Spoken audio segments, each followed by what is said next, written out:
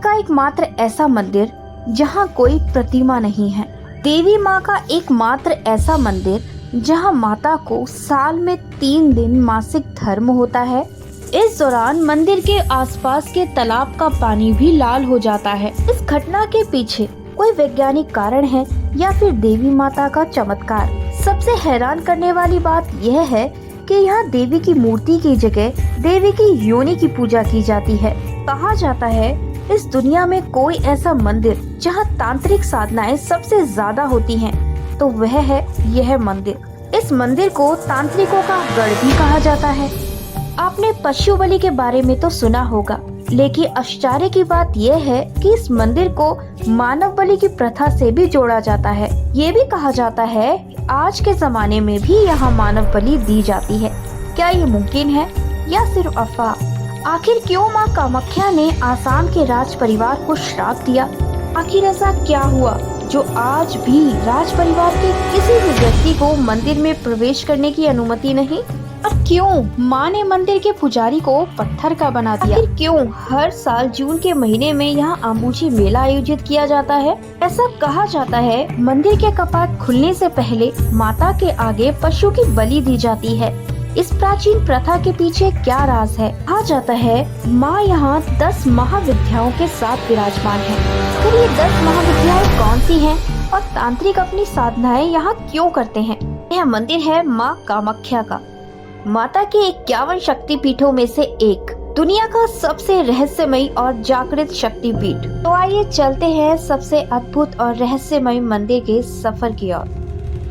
आसाम के गुवाहाटी में स्थित माँ कामाख्या देवी मंदिर माता सती के 51 शक्तिपीठों में से सबसे शक्तिशाली और जागृत शक्तिपीठ। माता के सभी 51 शक्तिपीठों में भगवान भोलेनाथ भी भैरव रूप में विराजमान है।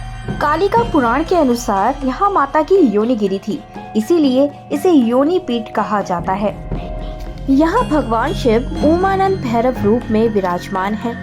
माँ कामाख्या देवी शक्तिपीठ को 51 शक्तिपीठों में सबसे शक्तिशाली शक्तिपीठ कहा जाता है। तांत्रिकों के लिए हर साल जून में पड़ने वाला आम्बुची मेला एक वरदान है।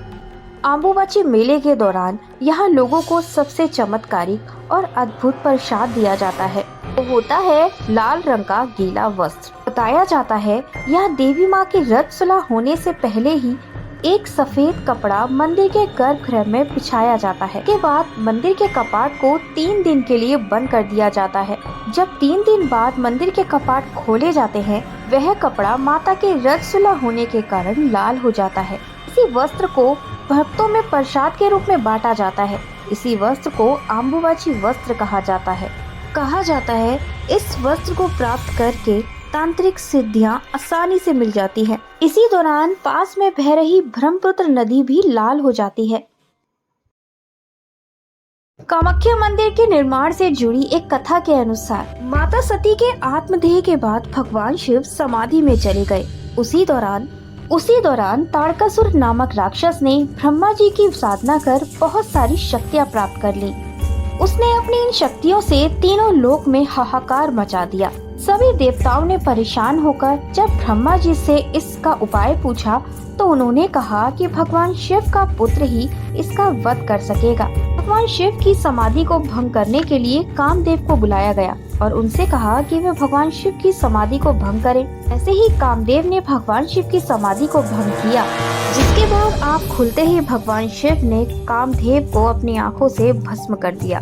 कामदेव की पत्नी रति ये सब देखकर बड़ी दुखी हुई और भगवान शिव से अपने पति को जीवित करने की प्रार्थना करने लगी। भगवान शिव ने रति की प्रार्थना को स्वीकार किया और कामदेव को फिर से जीवित कर दिया, लेकिन कामदेव के रंग रूप और शक्तियाँ गायब हो चुकी थी।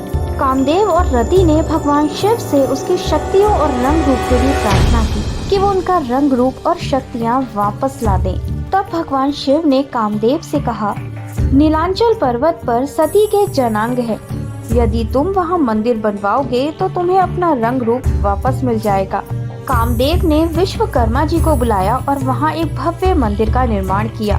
मंदिर का निर्माण होते ही कामदेव को उनकी शक्तियाँ और रूप वापस मिल गए। इसे इस मंदिर को कामरूप के नाम से भी जाना जाता है। आप जानते हैं कामाख्या मंदिर के पास कुछ अधूरी सीढ़ियाँ भी मौजूद हैं। इसके पीछे एक कथा प्रचलित है। कहा जाता है माता की सुंदरता को देखकर नरकासुर नामक राक्षस उन पर मोहित हो गया। उस राक्षस ने माँ कामाख्या के आगे विवाह का प्रस्ताव रखा। इस राक्षस से छुटकारा पाने के लिए माँ कामाख्या ने एक शर्त रखी कि वे नीलांचल पर्वत से मंदिर तक अगर एक ही रात में सीढ़ियाँ बना पाएगा तो वह उनसे विवाह कर लेंगी। नरकासुर ने देवी माँ की शर्त को स्वीकार किया और सीढ़ियाँ बनाने का काम शुरू किया। नरकासुर को सीढ़ियाँ बनाते देख देवी माँ ने एक योजना बनाई। उन्होंने एक कौवे को मुर्गा बनाकर सुबह होने से पहले ही बांग देने को कहा। बांग सुनकर नरकासुर को लगा कि वह शर्त हार गया। जब उसे सच्चाई का पता लगा तो उसने गुस्से में आकर मुर्गे की बलि दे दी। उसके बाद भगवान विष्णु ने उस राक्षस का वध किया। एक्सपर्ट की माने तो इस मंदिर में नर बलि की परंपरा कभी नहीं रही। ये सिर्फ अफवाहें हैं। कुछ लोग बताते हैं कुछ जमाने पहले दुर्गा पूजा के दौरान नर बलि का जिक्र जरूर मिलता है, लेकिन अम्बुबाची मेले के दौरान ऐसी कोई भी परंपरा कभी थी ही नहीं। कालिका पुराण में भी इसका जिक्र अवश्य मिलता है, लेकिन सब कुछ रहस्य के गहरे आवरण में छिपा है।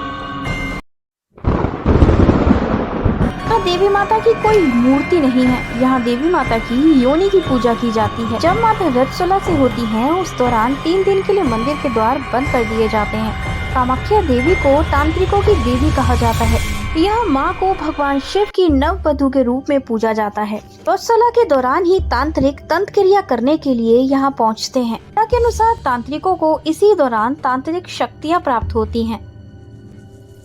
एक समय जब आसाम पर कोच राजा नर नारायण का शासन था, एक समय वे सभी पुजारियों को जमीन के टुकड़े बांट रहे थे।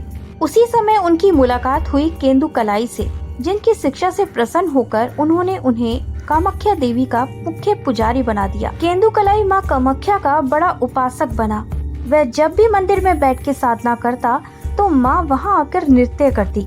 यह बात कोच राजा नर नारायण को पता चली तो इस बात की पुष्टि करने के लिए उन्होंने केंदु कलाई को बुलाया और कहा कि उन्हें भी माँ का नृत्य देखना है। लेकिन केंदु कलाई इस बात के लिए राजी नहीं हुए।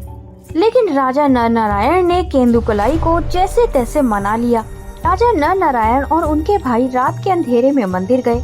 जब केंदु कलाई ने साधना शुरू की, माँ प्रकट हुई और नृत्य करना शुरू किया।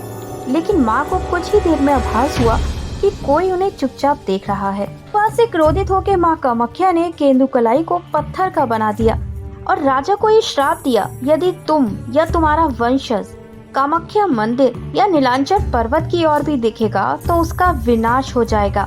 आज भी राजा के वंशज को मंदिर में प्रवेश करने की अनुमति नहीं है। माँ कामाख्या मंदिर अपने आप में ही कई रहस्यों को समेटे हुए है। कहते हैं यह माँ साक्षात रूप में विराजमान है, इसीलिए इस मंदिर के रहस्य आज तक रहस्य हैं। वीडियो अच्छी लगी हो तो वीडियो को लाइक, शेयर, कमेंट करना मत भूलिएगा। जय माँ कामाख्या।